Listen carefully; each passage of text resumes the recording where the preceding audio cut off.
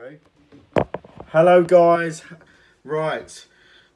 32 players came and only 2 remain for the World Matchplay 2025 final. Hello guys, how are we all doing? Welcome back to yet another videos, folks. Today we are predicting the World Matchplay final between Luke Littler and James Wade. But this afternoon we got the Women's World Matchplay, including Bo Greaves versus Kirsty Vinnikainen. Lisa Ashton will face Robin Byrne, and Nolan Van Loven will face Lorraine Winstanley, and Fallon Sherrock will face Gemma Hayter. So that's the Women's World Matchplay this afternoon. But later this evening, Luke Littler and James Wade collide in Sunday's night 2025 Betfred World Matchplay final in Blackpool. So check out for our preview with statistics and tips. Before you get into the YouTube channel, please hit the subscribe button. Winter Gardens, Blackpool. Sky Sports, 8 o'clock. Best of 35 legs.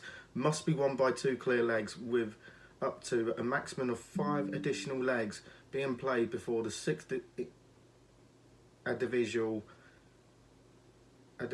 leg is Sunday.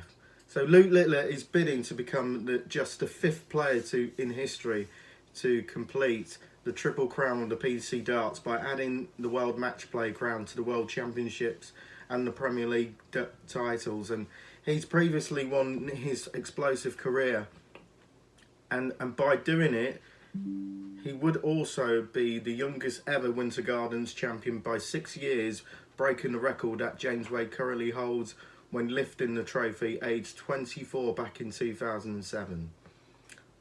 The concept of darts having their own Triple Crown was fought up by Rod Studd and Wayne Mardle during commentary many years ago, while some may scoff at whether it's an official achievement or not, but it's certainly a club that only very best will earn membership to.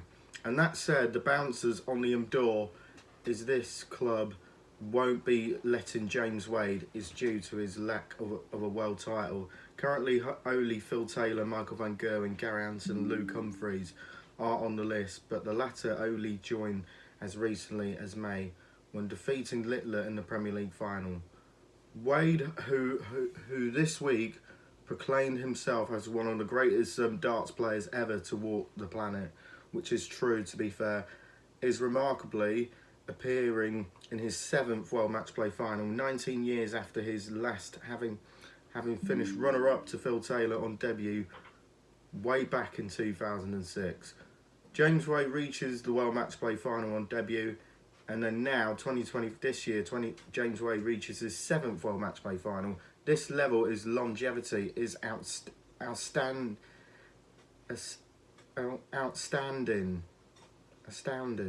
Although he's enjoyed darts a lot more back then, but when darts was darts, he's shown remarkable longevity to not only stick around for 2 decades, but stay within the world's top 10 and challenge for major trophies for almost of it. The more you think about it, then consider all the major winners that have come and gone in this time. All those many players who promises great things for a few years only to fade away, and it's remarkable. My favourite moments were in 2004-2008 when darts was darts, and it's not that anymore. Some thought-provoking words from James Wade as he talks about his longevity in darts and how the sport has changed massively in the last 20 years.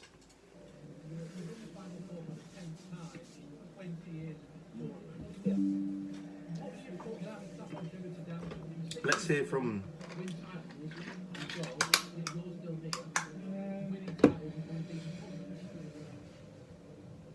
Probably just one of the best dart players that's ever walked the planet in the last 20 years. Do you think people next door give you enough credit for that? Doesn't really matter what I say, does it? You know, it is what it is. You know, if you could do facts of the last 12 months, quarterfinals, semi-finals, finals. Despite all his success, he's also been quite unlucky. He had to face Phil Taylor 4 times and Michael Van Gerwen in the 5 World Matchplay finals, and that he lost, and now his next one, 10 years after his last, is against his phenomenal talent who can't stop breaking records and adapted to winning titles. But I mean, it must have been the rest of the tour feels like sick to him and say it's been a long time since I picked up a trophy, when he last won a major as recently as March. And that of course came in the UK Open when he trashed Wade 11-2 with an average of 101.51, while the machine could only manage 88 at the end of a very long day in which they both played 3 times. Honestly, Wade should be feeling fresher than he did in my head, even though Johnny Clayton's comeback in the semi-finals last night did leave him feeling emotional, drained. If he had a good night's sleeps and he doesn't get roped into spending any more stressful time with his family in Blackpool during the day, the time then I'm sure he will produce performance that he pushes Littler to the high levels tonight. James Wade describing a family day out at Blackpool Pleasure Beach. Arthur wanted this, Alfie wanted that. The only time there was quiet was when they were eating fish and chips. It was overpriced. We paid 50 quid. 50 quid, let me tell you. Fish and chips, bad fish and chips and all, not good fish and chips. We've got seagulls attacking it, not a chance. So, yeah. Well, 57 quid. I've got rotten chips, rotten fish that was overfried. After always averaging 100.61 for the tournament, he has continually laughed in the face of being priced up as the underdog for the most of his matches throughout the week. Although you could argue some of his opponents didn't bring their A game, but the same can't be said for Littler's run. Jermaine Wattimena and Andrew Gilding both defied expectations to give them extremely challenging contest in which he either had to produce miserising comebacks or break 180 hitting records, while his clash with Josh Rock lived up to the hype and more.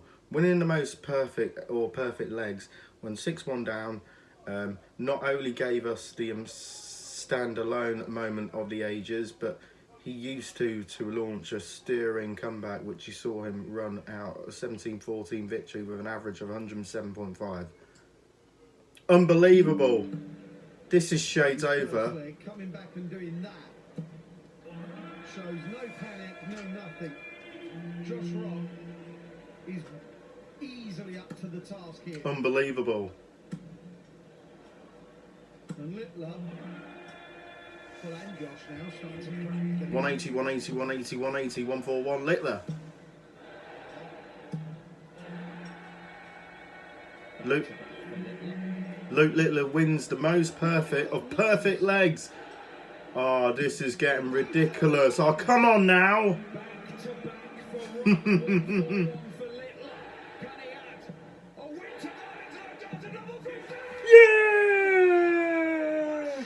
You beauty! Come on! It's certainly not boring. Never in doubt. This is ridiculous. I don't want to underestimate Wade whatsoever, but I doubt we will see a walkover like we did at the UK Open. But Littler is going to be extremely hard to live with over such a long format. I expected him to pull away from whatever Wade can throw at him, but even though the early mid exchanges are fairly even. On the 180s front, Littler has managed a whopping 47 maximums so far in 97 legs, 0.48 per leg. If we see minimum of 30 legs tonight, but then you can expect him to fire well into the 10 teams once again. But even though Wade isn't ever regarded as one of the most prolific 180 hitters on the circuit, but he still managed a healthy 24 of them in 96, 0.25 per leg. So unless he gets completely blown away, I think he too can contribute enough to bring us over 20. Both players are always dangerous in 100 average checkouts.